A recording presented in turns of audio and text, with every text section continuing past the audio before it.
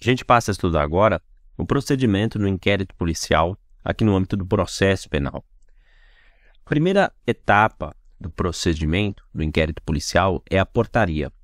O inquérito ele será deflagrado por uma portaria. Trata-se de uma peça escrita que institui o início da investigação. Na portaria, o delegado vai apontar o fato investigado, os sujeitos envolvidos, as diligências a serem cumpridas e a determinação de instauração do inquérito policial. É importante destacar que, no caso concreto, algumas peças podem substituir a portaria. É o que ocorre, por exemplo, com o auto de prisão em flagrante. E quanto à notícia-crime, como é que funciona? Uma notícia-crime é a comunicação de um fato criminoso à autoridade policial para que ela inicie a investigação e a persecução penal. É muito importante esclarecer que a notícia-crime ela não é sinônimo de queixa-crime. A queixa-crime no processo penal é a petição inicial lá da ação penal de iniciativa privada. São destinatários da notícia-crime o delegado de polícia, o Ministério Público e o juiz das garantias. Importante lembrar que o Instituto do Juiz das Garantias está, por hora, suspenso por decisão do STF, ADI 6.298. O mais usual é que a notícia-crime seja formulada ao delegado de polícia, que poderá instaurar, então, o inquérito policial, conforme o artigo 5º, inciso 1 do Código de Processo Penal. Contudo, é possível também que a notícia-crime seja realizada perante membro do Ministério Público, que, diante desse cenário, poderá 1. Requisitar a instauração de inquérito policial ao delegado de polícia, conforme artigo 5º, inciso 2 do Código de Processo Penal, instaurar o procedimento de investigação criminal, que é o PIC, promover o arquivamento, conforme artigo 28 do Código de Processo Penal, ou ainda oferecer a denúncia no prazo de 15 dias, caso exista justa causa. Lembre-se que o inquérito policial ele é dispensável, né? Essa é uma das características do inquérito policial que a gente já estudou. O inquérito policial ele é dispensável e, por isso, pode o promotor de justiça oferecer a denúncia sem o inquérito policial. Além disso, ainda em relação aos destinatários, é preciso esclarecer que a notícia-crime pode ser apresentada diretamente para o juiz. Nesse cenário, esclarece o artigo 5º, inciso 2 do Código de Processo Penal, que pode o magistrado requisitar a instauração de inquérito policial. Observe o que dispõe esse artigo. Artigo 5º caput. Nos crimes de ação pública, o inquérito policial será iniciado, inciso 1, de ofício, inciso 2, que é o que a gente precisa, mediante requisição da autoridade judiciária ou do Ministério Público ou a requerimento do ofendido ou de quem tiver qualidade para representá-lo. Então, pode ser por requisição da autoridade judiciária, no caso, o juiz. Entretanto, em razão do nosso sistema acusatório, recomenda a doutrina que o magistrado deve, em verdade, abrir vistas ao Ministério Público, tá bom? Notícia-crime ainda pode ser espontânea ou provocada, dependendo de quem a apresenta e como ela chega ao conhecimento da autoridade policial.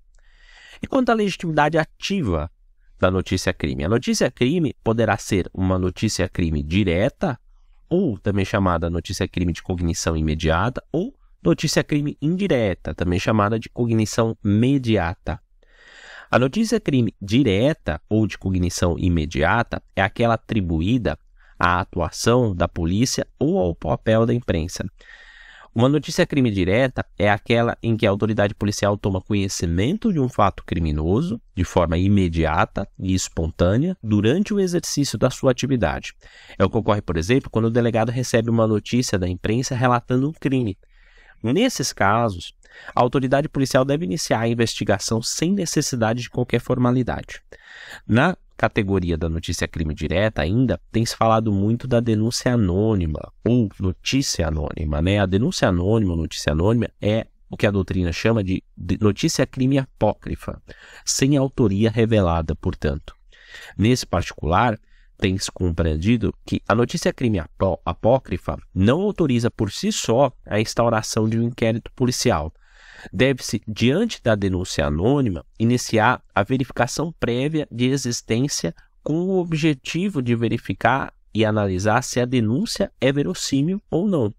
Sendo verossímil, aí sim, deve o delegado instaurar inquérito policial para apuração do fato criminoso, autoria e circunstâncias do crime. A notícia crime indireta ou de cognição mediata é aquela realizada por pessoa que, embora não seja integrante da polícia, foi identificada. Nesse particular, o noticiante poderá ser a própria vítima, o representante legal quando a vítima é incapaz, o juiz, o membro do Ministério Público ou qualquer pessoa do povo.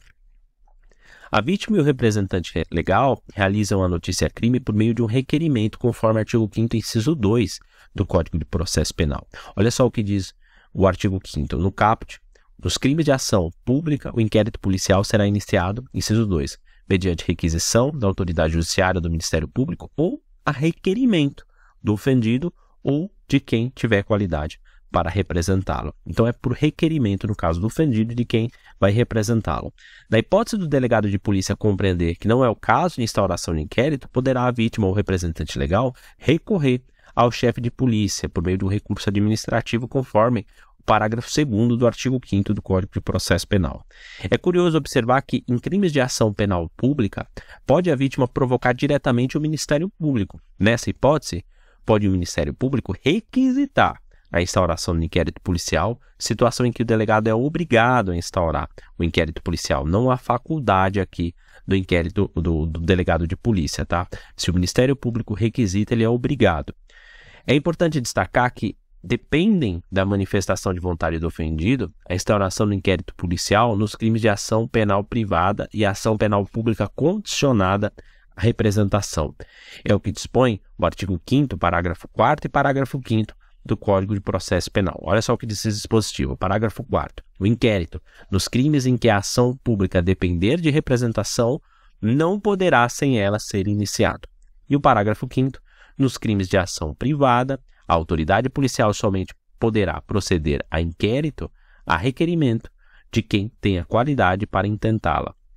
Também há notícia-crime indireta na hipótese dela ser requisitada pelo membro do Ministério Público ou pelo juiz. E nesses casos, a notícia-crime é formulada rebis, por meio de uma requisição e não de um mero requerimento. Isso está lá também no inciso 2 do artigo 5º que a gente acabou de ler, que ele diz que a ação pública, o inquérito policial, poderá ser iniciado mediante requisição da autoridade judiciária ou do Ministério Público. Por isso, o delegado de polícia, nesse cenário, ele estará obrigado a instaurar o inquérito policial. Por fim, é possível que o noticiante seja qualquer pessoa do povo, desde que seja um crime de ação penal pública incondicionada. Aqui fala-se em delação. Sobre esse tema, o artigo 5º, parágrafo 3º, dispõe o seguinte, que qualquer pessoa do povo que tiver conhecimento da existência da infração penal em que caiba ação pública poderá, verbalmente ou por escrito, comunicá-la à autoridade policial e esta, verificada a procedência das informações, mandará instaurar inquérito. E como é que funciona o desenvolvimento do inquérito policial? O inquérito avança por meio de diligências implementadas com base na discricionariedade do delegado de polícia. Existem, contudo, algumas diligências apontadas no artigo 6º e 7º do Código de Processo Penal que servem como parâmetro, como base para o delegado de polícia. Eu vou ler esse dispositivo porque ele é bastante importante. Artigo 6º. Logo que tiver conhecimento da prática da infração penal, a autoridade policial deverá 1. Dirigir-se ao local providenciando para que não se alterem o estado e a conservação das coisas até a chegada dos peritos criminais. 2. Apreender os objetos que tiverem relação com o fato após liberados pelos peritos criminais. 3. Colher todas as provas que servirem para o esclarecimento do fato e suas circunstâncias. 4. Ouvir o ofendido. 5. Ouvir o indiciado com observância no que for aplicável, o disposto no capítulo 3 do título 7 desse livro, devendo o respectivo termo ser assinado por 2 testemunhas que ele tenham ouvido a leitura. 6. Proceder a reconhecimento de pessoas e coisas e a acariações. 7. Determinar, se for o caso, que se proceda a exame de corpo de delito e a quaisquer outras perícias. 8. Ordenar a identificação do indiciado pelo processo datiloscópico, se possível, e fazer juntar aos autos sua folha de antecedentes. 9. Averiguar a vida pregressa do indiciado sob o ponto de vista individual, familiar e social, sua condição econômica, sua atitude e estado de ânimo antes e depois do crime e durante ele, e quaisquer outros elementos que contribuem para a apreciação de seu temperamento e caráter. 10. Colher informações sobre a existência de filhos, respectivas idades e se possuem alguma deficiência, e o nome e o contato de eventual responsável pelos cuidados dos filhos, indicado pela pessoa presa. O artigo 7º diz que, para verificar a possibilidade de haver a infração sido praticada de determinado modo, a autoridade policial poderá proceder à reprodução simulada dos fatos, desde que esta não contraria a moralidade ou a ordem pública. Note que não se trata de um rol taxativo, mas sim de um mero rol exemplificativo que vai direcionar aí a investigação.